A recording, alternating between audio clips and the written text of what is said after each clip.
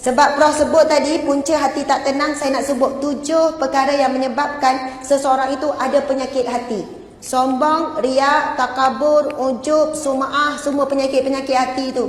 Kena belajar bab penyakit hati ni. Sebab bila kita belajar apakah itu penyakit hati, baru kita kenal hati kita, rupanya banyak penyakit. Sebab itu orang tak pergi cek dengan doktor, dia tak tahu dia sakit. Bila buat check up semua, oh baru tahu. Jadi cara untuk check upnya pada hari ni antaranya cuba kenal pasti. Ini di antara punca ataupun sumber menyebabkan kita ada penyakit ujub, kagum diri sendiri.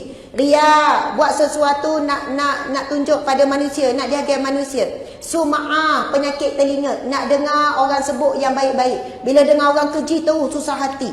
Nak orang cerita yang baik-baik je tentang kita. Sum'ah. Kemudian penyakit apa? Takabur, sombong. Ini takabur, siapa yang ada sifat takabur, Nabi sebut tidak akan masuk syurga siapa yang ada sebesar biji sawi sifat sombong. Sebab sifat sombong ini hanya milik Allah sahaja. Allah beri amaran di dalam Al-Quran, wala tamshi fil ardi maraha, jangan kamu berjalan di atas muka bumi aku ini dengan sombong. Semua ini milik Allah, kamu tak milik apa-apa. Tiba-tiba sombong dengan Allah. Sebesar-besar sombong dengan Allah apabila enggan mentaati Allah. Sebesar sombong dengan Allah, Allah larang tapi tetap buat. Berani sangat dengan Allah, buat secara terbuka. Nauzubillahi min zalik. 7 ini iaitu yang pertama yang menjadi sumber penyakit hati. Yang pertama iaitu keturunan. Kadang-kadang bukan keturunan hebat sangat pun, anak cikgu tu pun rasa lain macam dah. Anak imam, anak ustazah, anak ustaz. Kadang tu sebab jadi isteri orang tu, suami orang tu, itu ujian yang berat sebenarnya. Jangan sampai kerana keturunan itu membuatkan kita jadi sombong dengan manusia yang lain. Kemudian yang kedua, kekuatan dan kekuasaan. Dalam rumah tangga siapa lagi kuat? Ibu ke ayah? Ui, ramainya ibu. Okey bang, kita tengok pendapat anak. Anak sokong siapa? Tiba-tiba anak semua sokong. Bang, tengok bang, anak-anak semua support saya. Tiba-tiba rasa sombong, rasa betul. Tak ada nak rujuk sebab apa. Anak ni memanglah apa-apa mak dia contohnya. Kemudian, sebab bila sebut jangan tengok orang lain. Saya akan bimbang kalau kita baca sesuatu nampak orang lain. Kita kena nampak kita. Benda ni semua ada dalam hidup kita. Kemudian yang ketiga, kecantikan, keindahan. Rasa kita lebih cantik, lebih indah, kita lebih solid, kita lebih tinggi, kita lebih sempurna keindahan. Kita rasa sombong bila tengok orang lain. Kita jalan pun menebik dada, kita rasa orang perhati, orang puji. Nauzubillah min zalik. Kemudian yang keempat, ilmu. Ilmu yang membuatkan kita ada penyakit hati.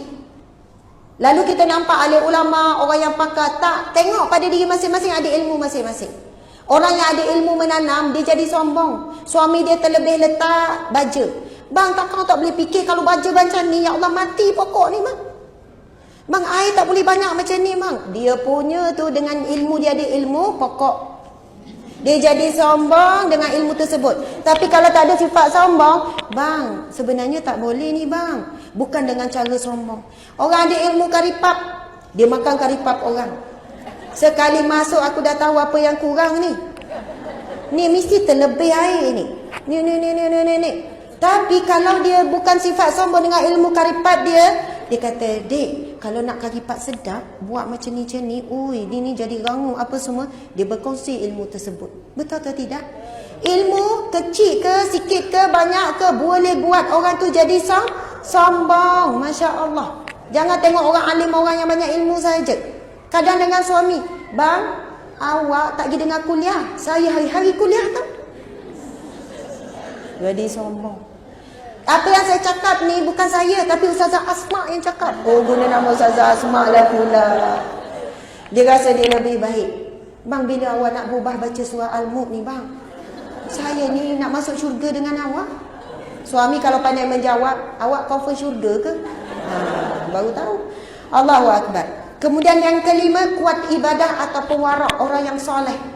Kita bila berubah berhati-hati. Kadang zahir berubah, hati semakin jahat. Hati semakin buruk. Baru seminggu pakai stoken, mata asyik tengok kaki orang. Prof kan? Baru seminggu. Dia baru berubah seminggu, hidup dah 50 tahun. Mati. Ya Allah, ni AJK surau. Bila nak pakai stoken? Oh, saya tak beli siapa-siapa ya, saya pun tak tengok kaki siapa-siapa. Janganlah kecil hati. Masya Allah. Patutnya berubah semakin baik, hati semakin baik. Tapi bila kita berubah jadi baik, tapi mata mencari-cari aib orang, maka ketahuilah saat itu sebenarnya kita sedang menzalimi diri kita sendiri. Masya Allah. Kemudian yang terakhir iaitu yang ke 1, 2, 3, 4, 5, 6. Oh, saya sebut 7 ya. Tukar-tukar 6 saja. Yang ke-6 iaitu ramai pengikut dan kuat pengaruh. Masya Allah. Antara AJK ni, yang ni ramai pengaruh ni. Yang ni sokong saya.